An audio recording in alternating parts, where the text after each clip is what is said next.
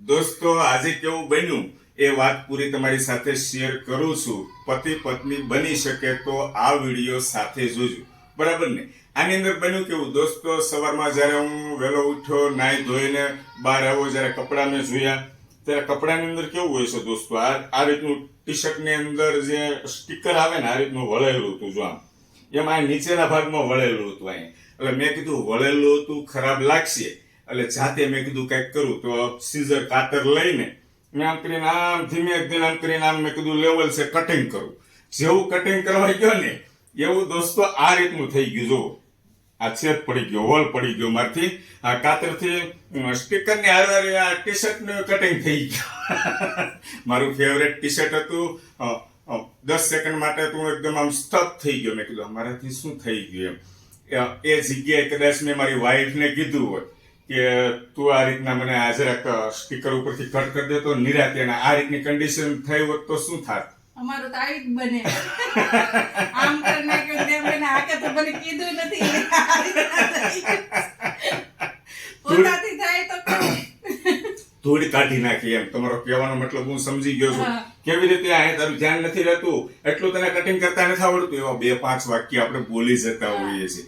જ્યારે પત્ની આપણા જે કપડા છે વોશિંગ મશીનની અંદર નાખે, આ બનેલા પ્રસંગ તમને તમારી સાથે શેર કરું છું. વોશિંગ મશીનની અંદર નાખે ત્યારે બધાના ઘરના બધા સભ્યોના કપડા હોય છે.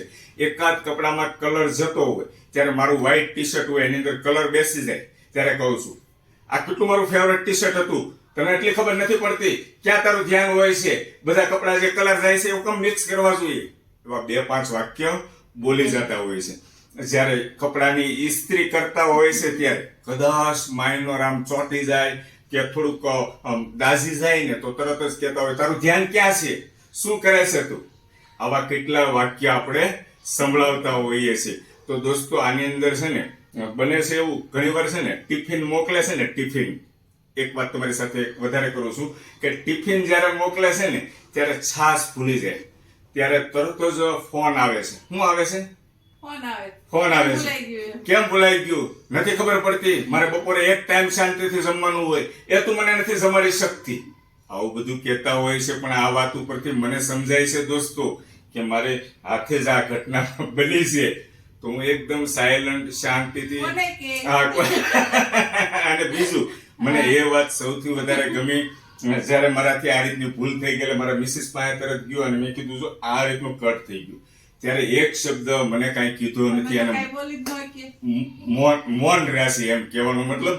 તો કદાચ અવારનવાર કોઈ ઉતાવળમાં કે માણસથી ભૂલ થઈ જતી હોય છે તો પતિ પત્નીમાં કોઈ વાર ઊંચા અવાજે કે તકરાર ન કરવી જોઈએ. મારી આંખો તો આ બધું મને અત્યારે મારી જાતે મને જે પ્રેક્ટિકલી અનુભવ જ્યારે થયો ત્યારે મારી ખુલી છે દોસ્તો. આ બાબતે તમારું શું કહેવું છે? આ ટાઈપના નવા કન્ટેન્ટ હું હેતલ કુમાર સાવલિયા તમારી સામે લાવતો રહું છું.